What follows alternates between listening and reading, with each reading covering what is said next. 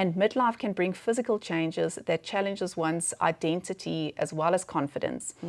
And when women feel disconnected from their body, intimacy often becomes more difficult. But midlife can also become a powerful season of reclaiming the self-worth and moving away from external validations towards deeper self-acceptance. And back again to the seesaw, I'm going to bring it in a lot today because it really explains all aspects of sexual function. But thinking about self-worth and body image, if you're not comfortable in yourself, that is a major inhibiting factor. Yes. So I can't get my foot off the brake because I'm not happy with myself, I'm not confident, am I fitting in what the picture says it should look like? So self-worth and body image definitely also comes into play here. Hi there, I'm Shani. As a certified health coach and kinesiologist, I help busy women in their 40s who feel tired, overwhelmed, anxious, frustrated and stuck to live their best years in great health and balance. Together, we'll explore a life that reflects intentional living and lays the foundation for you to live your life's purpose and flourish in your 40s. Welcome to Becoming You at 40. If you've been feeling like your body is changing, your needs are shifting, or your relationship with intimacy just isn't what it used to be, you are not alone. And more importantly, you are not broken. Today, we are diving into a powerful and often under-discussed topic about the sexual well-being of women in their 40s. Because here's the truth. This season of life isn't about losing something. It's about redefining, rediscovering and reconnecting with your body, your needs and your sense of self. And to guide us through this conversation, I'm joined by a very special guest, a qualified sexologist who works closely with women navigating these exact transitions. Dr. Jireh Serfontein is passionate about all aspects of sexual health and offers a wide range of sexual health-related services. And some of her special interests include HIV management, STI management, contraception, and dealing with painful sex. And today we are talking about everything from hormones, body image, and communication to what thriving intimacy can actually look like in midlife.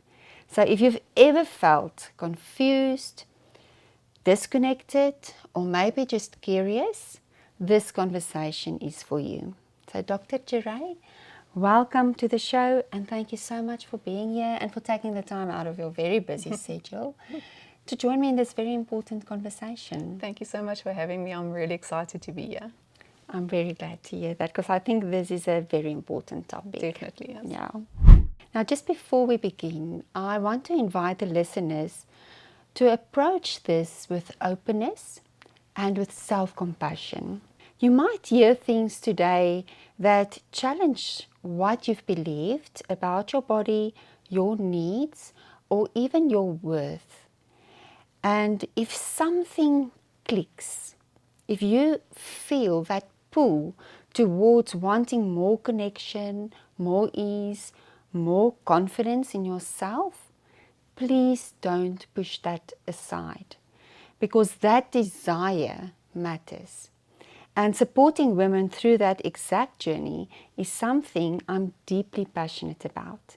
So if that's you, just know that support is available to you. Okay, so let's jump straight in. Dr. Jireh, how do you define sexual health for women in their 40s? And how does that look differently from when we were in our 20s and our 30s? So I think the main thing here is that sexual health in midlife is far more from libido or physical intimacy. It includes emotional connection, body confidence, pleasure, good communication, hormonal well-being, feeling safe, feeling empowered in your own body. So this fits very well with the World Health Organization's definition of sexual health.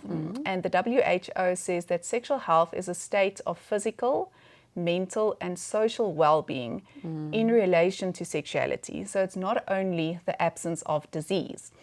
So in your 20s, sexuality is often influenced by fertility, having young kids in the house, performance pressure, external expectations. And that often changes in midlife with a shift towards wanting more authenticity, emotional depth, comfort in your own skin, and intimacy that feels meaningful rather than performative. It becomes less about how things should look like and more about genuinely feeling good and fulfilling. Oh, that's so beautiful. I think this whole phase of transition that women go through, especially if you find a woman that embraces this phase of transition, they grow into their self and they become their best version at the end of the day, and they want to experience that on all levels of their life, even in their sexual well-being. And that's what I'm hearing from you, and that sounds intriguing, and yeah, we'll see how we can get to that as we go on. But a lot of women do have misconceptions about their bodies and about their sexual well-being. What are some of the most common misconceptions that women do have? I think the biggest misconception out there is that this decline or this decrease in sexual desire or the changes in your body means that there's something wrong or that sexuality is over. I'm old, I'm getting older, it's done and it's over. But in reality, many women experience transformation rather than loss. And I think you mentioned that in the introduction. It's so beautiful that we see it the same way. And other misconceptions often is things like that symptoms that women are experiencing is just how it should be and we should tolerate it. Yes. And the common things that we would see would be things like vaginal dryness, pain during sex, fatigue, significant mood changes, significant loss in libido. And like I said, it's not something we have to tolerate. We can actually address it. And there's very effective medical and lifestyle and therapeutic interventions that we can use to facilitate with that. And I think often women underestimate the effect of stress, mental load, sleep deprivation, and all of those things on our sexual well-being. And I think what I'm hearing from you, which really stands out, is that you can still have a very full life, even as you grow older, even as your body changes. And I think that's what women need to hear, that just because you are now in your 40s and in your 50s, it doesn't mean your body doesn't have their needs or you shouldn't address your body's needs. And it also doesn't mean that you can't experience intimacy anymore. Exactly. It's very sad to think that there are people that don't experience that anymore. I think that's so important to talk about misconceptions, because I'm thinking about a patient, it's a male patient that I saw, and he came to see me with erectile dysfunction in his 70s. And his entry line basically was, I don't really know why I'm here because I'm old and I don't think it should happen anymore. And I think that's a misconception, that age is not a direct reflection of how our sexual function or general well-being should look like. And I don't want to isolate sexual health and well-being on itself, because it's so interlinked with general well-being. So if we can look after ourselves and understand that changes is not something that we just have to embrace, we can actually do something about it, and sexual health can be ongoing and a fulfilling sexual experience throughout your life, regardless of your age. Yes, that's beautiful, and that gives hope. But obviously, when we talk about women in their 40s, in their midlife, hormones play a very big role. I mean, we almost talk about hormones on every single episode on Becoming You at 40, because it does have such a big impact, and women are experiencing changes. They're going through perimenopause and menopause. How does that affect those changes that they experience and the hormonal changes that they experience? How does that affect their sexual well-being? No, it affects it definitely significantly, because all aspects of sexual health and sexual function is this fine balance between excitatory factors and inhibiting factors. So the analogy that I often make is the seesaw, the ups and the downs, and it's in competition with itself the whole time. So early in life, everything is exciting. So it's a new relationship, we don't have work responsibilities, we don't have kids, we don't have life stresses. So excitement overrules and all our hormones are in place.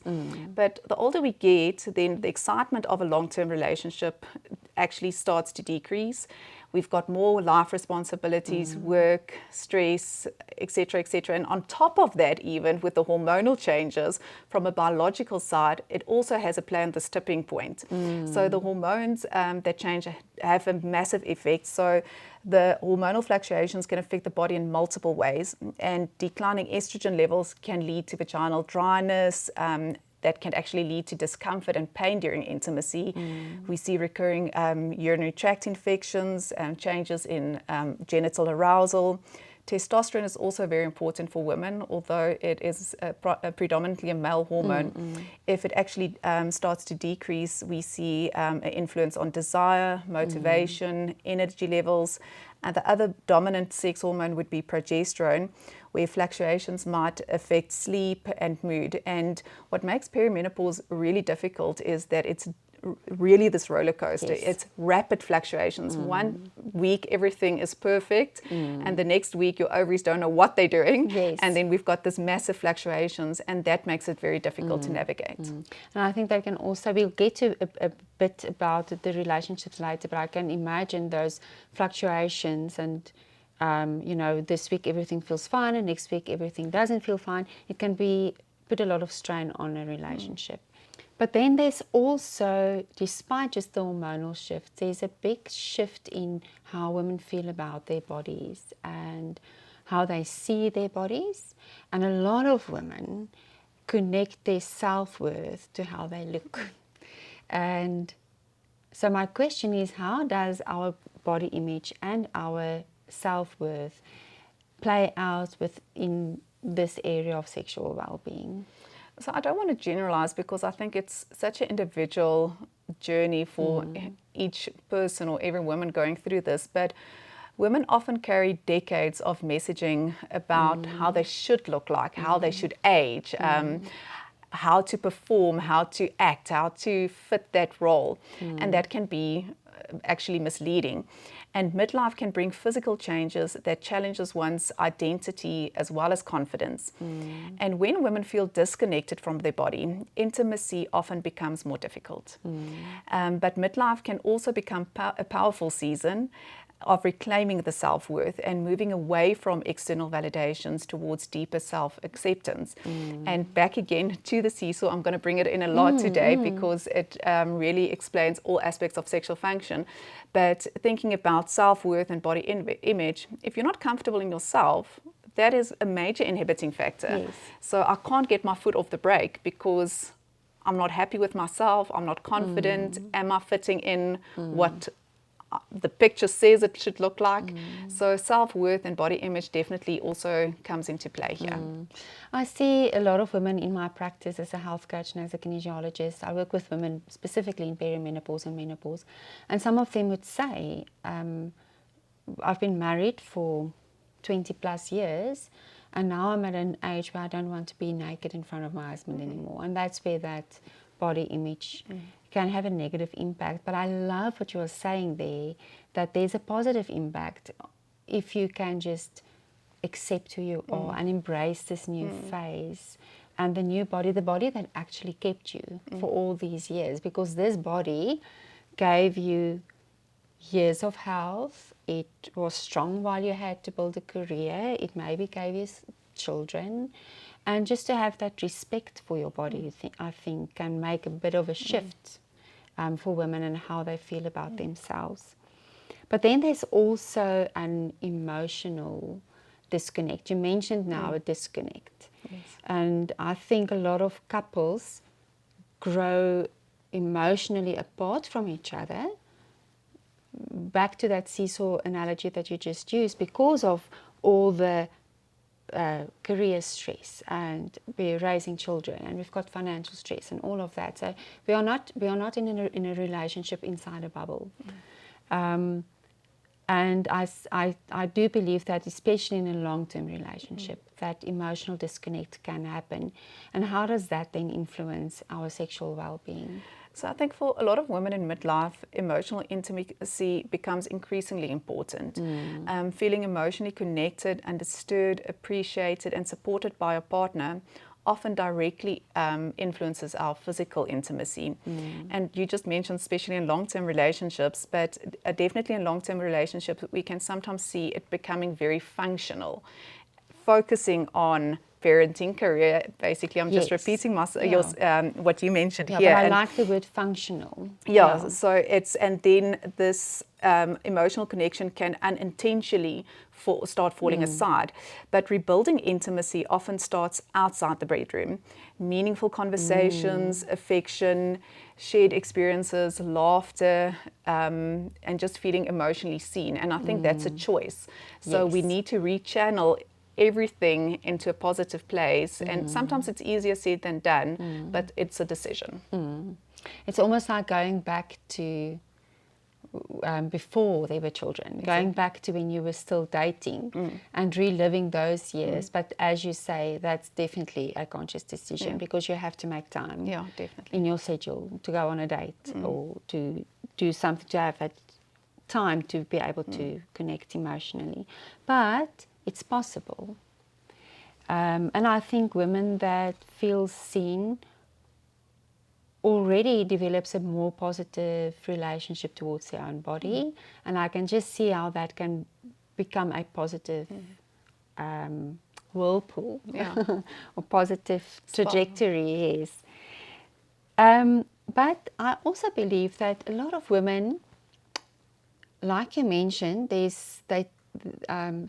change how they feel about their bodies. So I think they also change, or what they are comfortable with doing also change. So they set new boundaries, or their boundaries are shifting. How can women communicate that compassionately to their partners?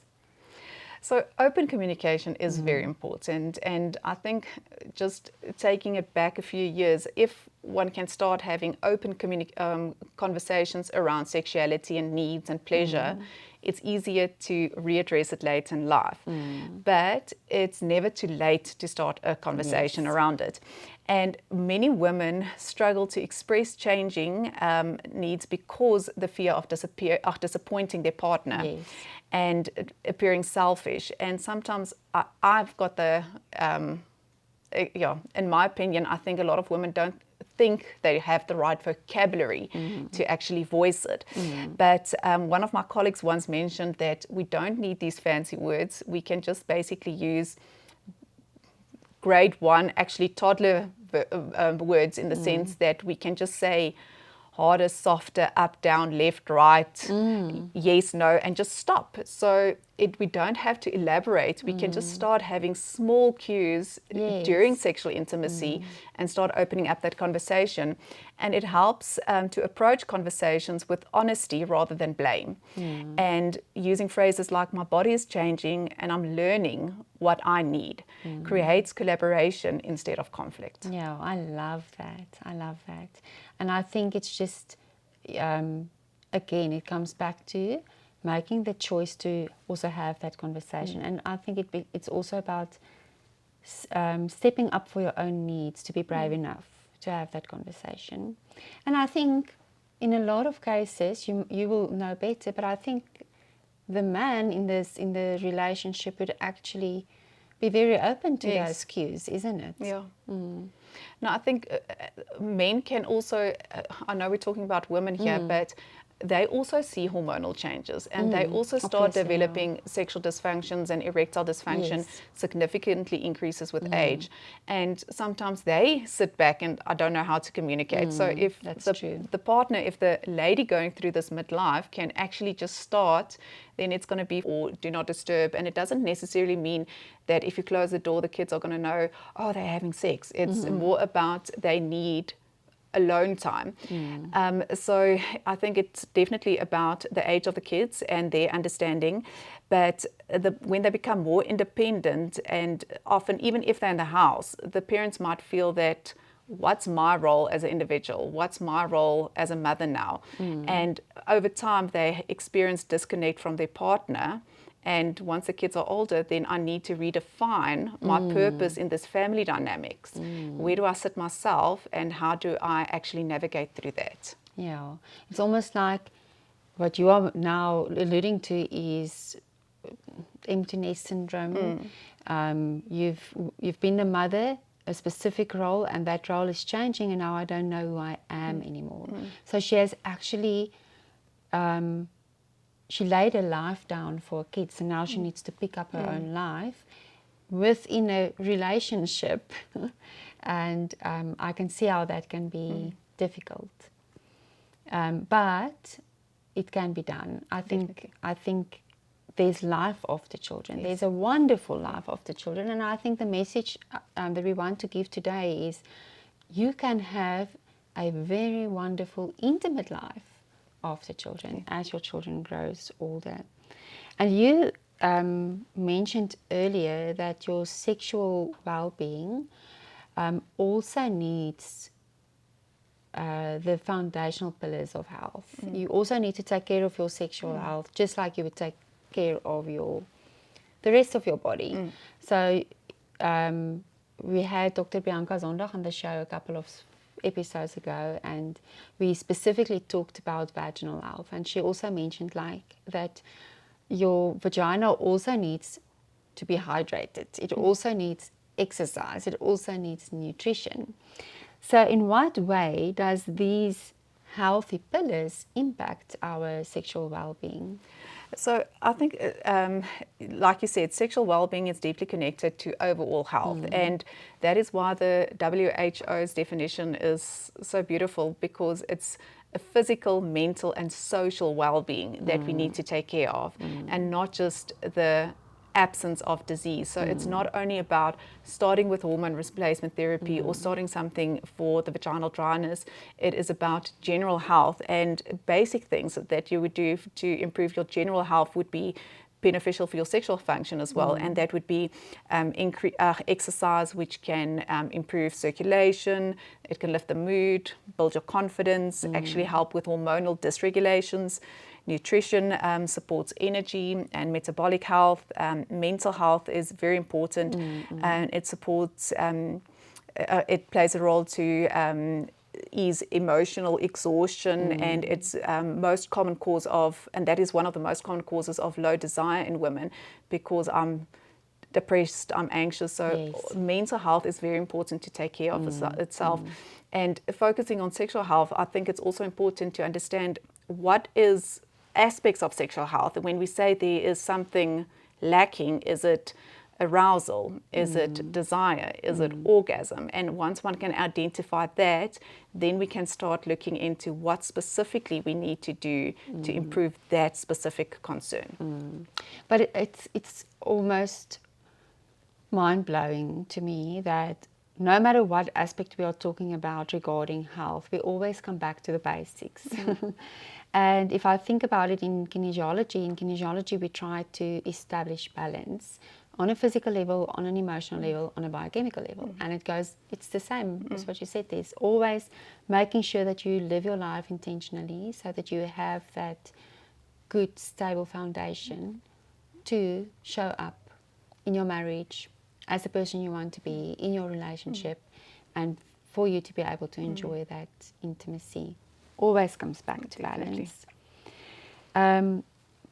Now, if there's a woman listening to this conversation and she might at this stage feel, I want to improve my sexual well-being, And I've listened to what Dr. Jireh says, and I'm already doing most of the eating well, and I have a good relationship with my husband, and I'm exercising and all of that, but I still need help. I still feel I can't really do it on my own. What type of medicinal or therapeutic support is available to them? So I think it comes back to what is the sexual dysfunction. So when we talk about sexual concerns, it's not, yes, it's a big umbrella and we've got sexual dysfunction. But our sexual function is an aspect of a sexual desire. We've got sexual arousal, which in women would mean that there's natural lubrication happening, swelling of the genitalia, and then the ability to actually reach an orgasm. And most often concerns that I would see with women would be, I'm worried about my desire, my libido is low. So the first thing is to understand what is normal. So before we can identify something as being abnormal, we need to understand what normal is. And for most women, I'm derailing a bit here, I'll get back to the answer now. Fine, yeah. But for most women, desire is actually a responsive thing. It's a reactive thing. It's not a spontaneous thing. That makes sense, yeah. So the analogy that I'll make there is that of chocolate. I know I love chocolate. When I eat it, I love it. But do I crave it 24/7? No. Yeah. Will I jump in my car and drive immediately and buy a slab of chocolate? No, because I'm busy with a million other things. But when my husband comes home late, I'm already in bed, I brushed my teeth, he's like, okay, sorry I'm late, here's your favorite slab of chocolate. I'm actually not in the mood now because I already brushed my teeth. Then he's got puppy eyes and I feel sorry because he went through all the trouble, and then I'm like, okay, fine, I'll take a bite. Yes. And once I bite it, I actually taste it, I experience it, Yes. and then now I'm in the mood. Yes. Now I'm going to eat the whole slab. Yes. And Yeah. that is what desire looks like. But Okay. for women to develop desire, they need arousal. So we need to taste the chocolate. So back to the answer here, or the Yeah. question is that the therapeutic interventions would be focusing directly on the concern or the dysfunction. So if it is a desire problem, then one can have a look at hormonal abnormalities, and there's a lot of data and research about testosterone use in women postmenopausal, and fantastically, after how many years, we got registration for testosterone in postmenopausal women in South Africa. So if it's a desire problem, then we look at hormonal problems and address that. Often the desire can be low because of relationship dynamics, and that's where a counselor or therapist can come into play. If it's a problem with arousal specifically, then we focus on vaginal health and focus on vaginal estrogen and address the dryness and the atrophy. It is, if it's an inability to reach an orgasm, then we also look into hormones. Is it a problem with arousal? Is it side effects of medication? So the list can go on and on and on. But the point is, it's not something we need to tolerate. Yes. We have to identify, give it a name, where is the problem, and then we address it. Yes, and there is help available. Definitely. They just need to take that step, make that call. Now, I'm wondering, you have described some of the sexual features that you've actually mentioned what's normal. We first need to know what's normal before we can address or identify what's abnormal. So if you have to describe, and I'm very curious to hear this from a professional point of view, if you have to describe how thriving sexual well-being looks like for women in their 40s, how would you describe that? I think two things that's popping to mind is back to the definition from the WHO. So they say it's a lack of, but I feel it should be then a thriving sexual well-being would be an abundance of physical, mental, and social well-being. Because if that's in place, everything else will follow. That makes sense. Yeah, but if we focus on just the definitions of sexual function and sexual health, I think then one can understand that we need optimal arousal. We need a good orgasm. We not need it. Often we still have a pleasurable sexual experience without an orgasm. Yes, yeah. And then we've developed this desire. But I think to just put everything together, I think this abundance of general health and good communication and focusing on pleasure and not what is the definition of sex that society gives us, Yes. but what is pleasurable. And I think that's very individualized. Yeah. Definitely. Yeah. I love that. Thank you for sharing that. Now, we've shared a lot of information, and there might be women that feels a little bit overloaded at the moment.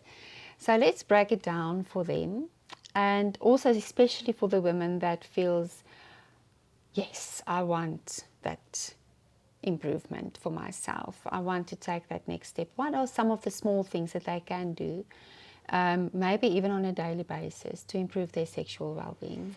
So I think communication is the most important thing here. So to be honest with yourself. So I think we often talk about communication with a partner, but you should be able to communicate with yourself as well. Absolutely. And identify what your needs and expectations are.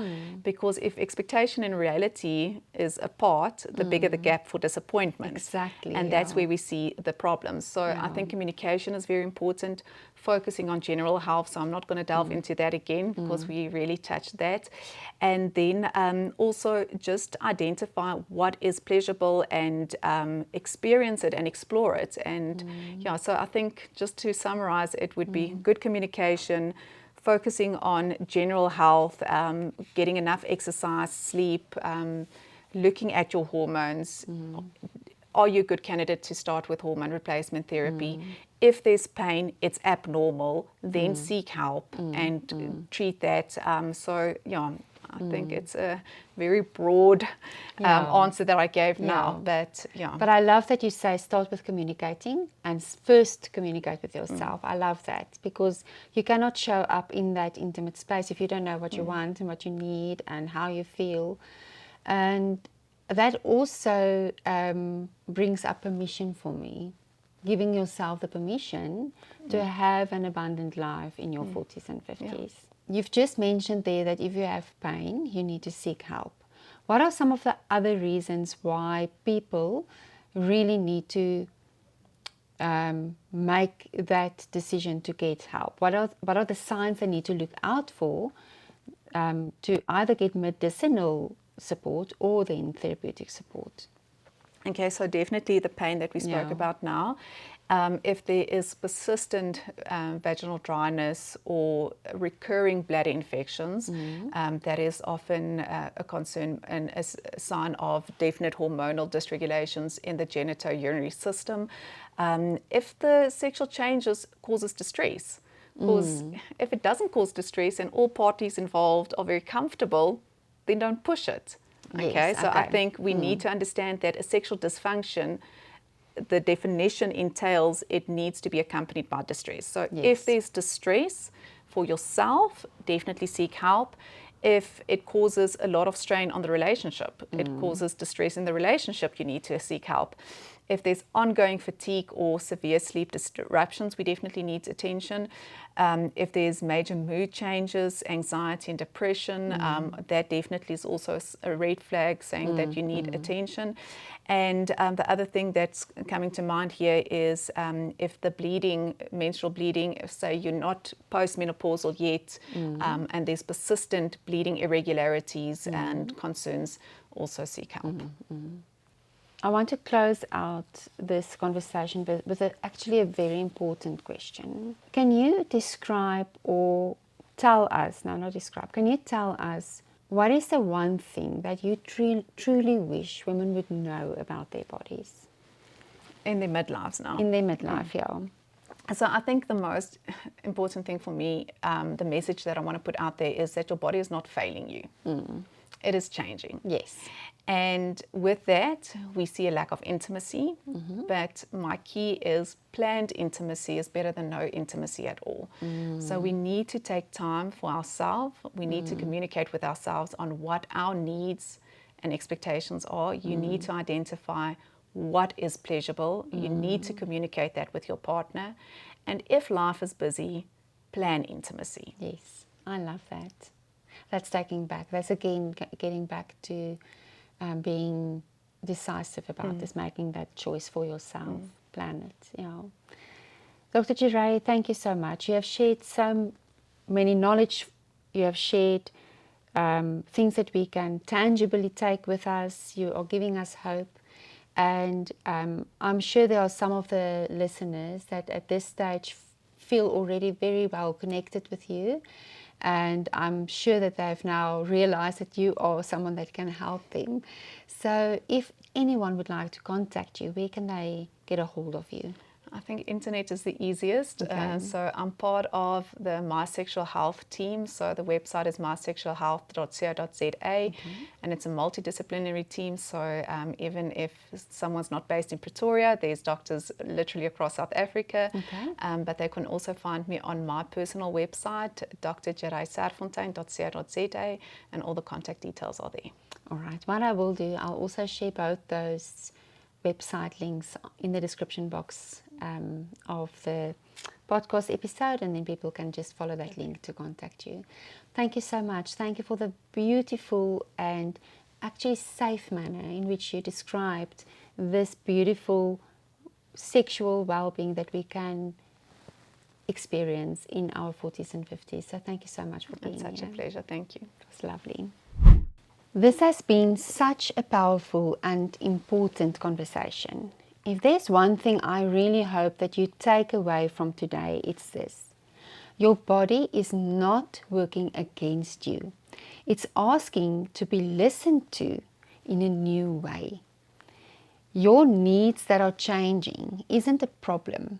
It's an invitation to slow down, to reconnect, to redefine what feels good, safe, and fulfilling for you.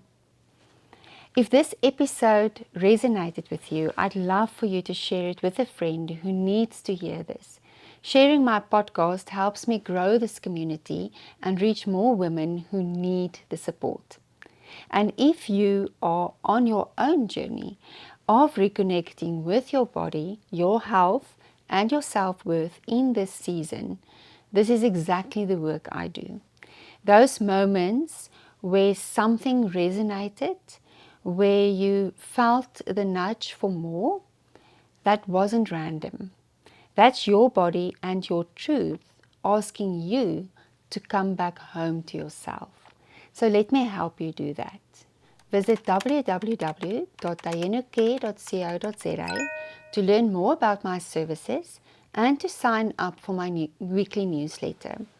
When you do, you will receive my Becoming You at 40 eating plan, which is a guide for women in their 40s and beyond to eat in a way that supports your well-being and your health. You will become part of a community of women who are navigating this phase of transition. You don't have to navigate this alone. Thank you for being here, for showing up for yourself, and for being part of this conversation. I'll see you in the next episode. God bless.